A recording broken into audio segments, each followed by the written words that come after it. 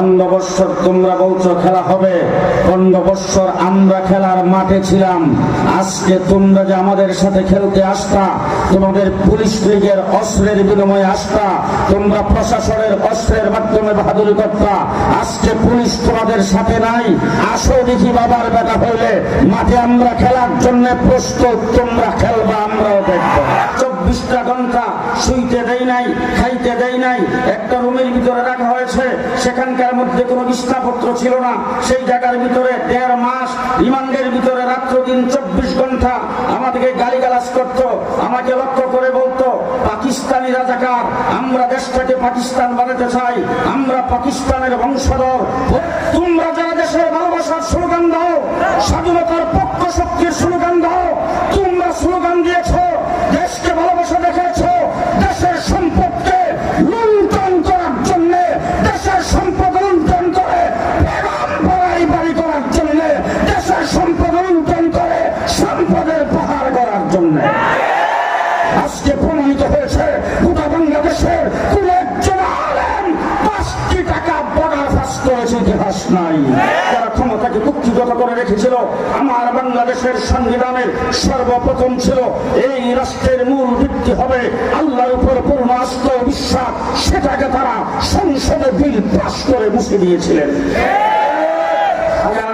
বঙ্গবন্ধুর সে ID card ছিল, আমার যে আইডি কার্ড, জিয়াউর রহমানের সে আইডি কার্ড ছিল, আমার যে আইডি কার্ড, এই নাগরিকত্বই ছিল এরশাদ সাহেবের, আমার যে আইডি কার্ড, শেখ হাসিনার সে আইডি কার্ড, আমি যেই দেশের নাগরিক, শেখ হাসিনা সেই দেশের নাগরিক, আমি যেই দেশের নাগরিক, রাজনৈতিক দলের নেতারা সেই দেশের নাগরিক। সুতরাং রাষ্ট্রের ব্যাপারে কথা বলা তোমার জীবন অধিকার আছে, মাদ্রাসা মসজিদের আলেম ওলামায়ে কেরামের অধিকার আছে।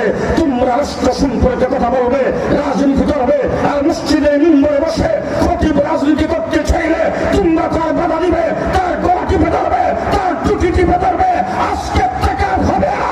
আমরা বাংলাদেশে রাজনীতির মঞ্চ থাকতে চাই, সমাজের মঞ্চ।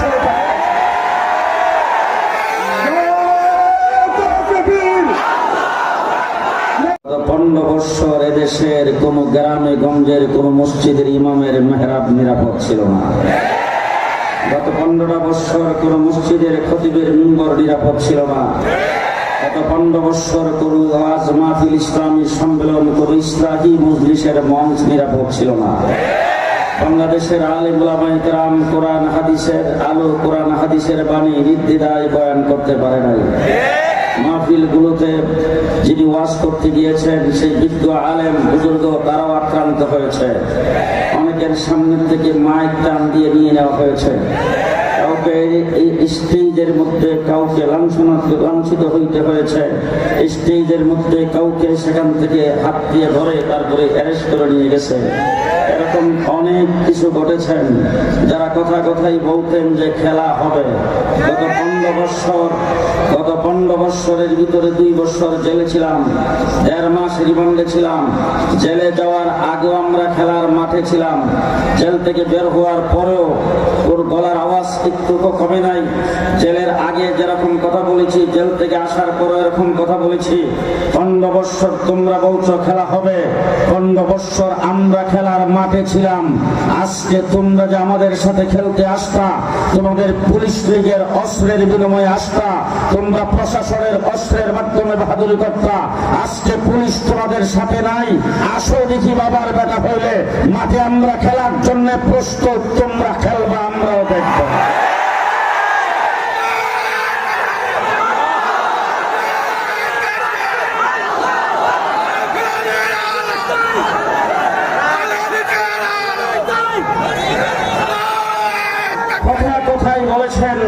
কথাই বলেছেন পালাবো না। আজকে কোথায়? 1.5 মাস রিমান্ডে ছিলাম। সেই রিমান্ডের ভিতরে কি অকথ্য ভাষায় গালিগালাজ করা হয়েছে, রাত্র দিন 24 ঘন্টা কি নির্যাতন করা হয়েছে। যদি বলতে চাই সারা রাত্র বললেও শেষ হবে না। 24টা ঘন্টা শুইতে দেয় নাই, খাইতে দেয় নাই, একটা রুমের ভিতরে রাখা হয়েছে। সেখানকার মধ্যে কোনো বিছানাপত্র ছিল না। সেই জায়গার ভিতরে 1.5 মাস রিমান্ডের ভিতরে রাত্র দিন 24 ঘন্টা আমাদেরকে গালিগালাজ করতো। আমাকে লক্ষ্য করে বলতো পাকিস্তানি রাজাকার। আমরা দেশটাকে পাকিস্তান বানাতে চাই, আমরা পাকিস্তানের বংশধর। পরিষ্কার ভাষায় বলতে চাই, আমেরিকা সফর করেছি, কানাডা সফর করেছি, ইউরোপ সফর করেছি, মিডল ইস্টের প্রত্যেকটা দেশে গিয়েছি, পৃথিবীর অর্ধেকটা পৃথিবী সফর করেছি। পাকিস্তান কোনোদিন যাই নাই, সামনে কোনোদিন যাবো কিনা সেটাও সন্দেহ। আমার বাংলাদেশের বর্ডারের পাশে পাকিস্তানের বর্ডার নয়, আমরা পাকিস্তানি রাজাকার নয়। এখন জিজ্ঞেস করতে চাই, তোমরা গেলা কোথায়? তোমরা সবাই ভারতীয় রাজাকার।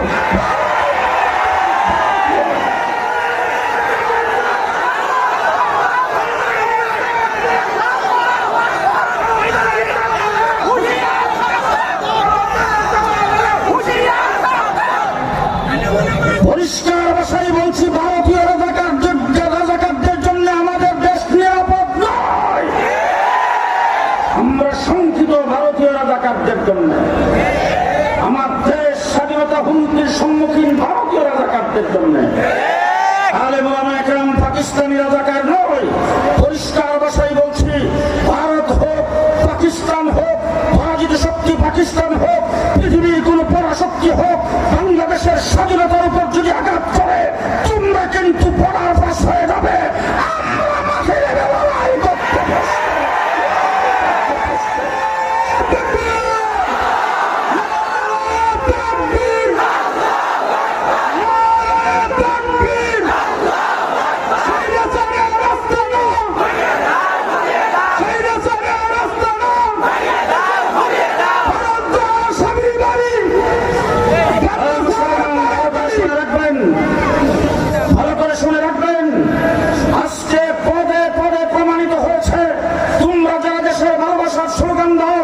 স্বাধীনতার পক্ষ শক্তির স্লোগান দাও। তোমরা স্লোগান দিয়েছ, দেশকে ভালোবাসা দেখাচ্ছ, দেশের সম্পদকে লুণ্ঠন করার জন্য, দেশের সম্পদ লুণ্ঠন করে বাড়ি করার জন্য, দেশের সম্পদ লুণ্ঠন করে সম্পদের পাহাড় করার জন্য। তোমরা দেশকে ভালোবাসার স্লোগান দিয়েছ মন্ত্রিত্ব পাওয়ার জন্য, এমপি পাওয়ার জন্য। তোমরা দেশের ভালোবাসার স্লোগান দিয়েছ পদ পদবি পাওয়ার জন্য।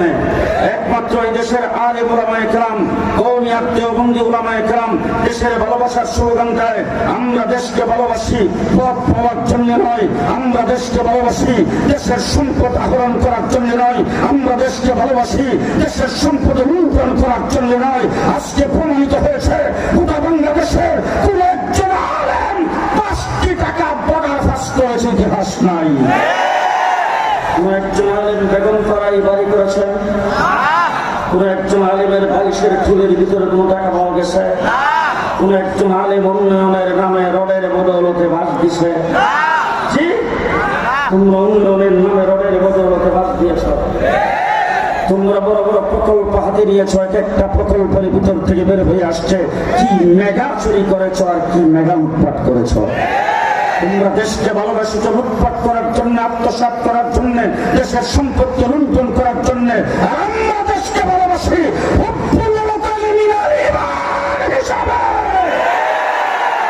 দেশের ভালোবাসা ইমানের অঙ্গ, এই জন্য আমরা দেশকে ভালোবাসি। আপনারা কি বলেন?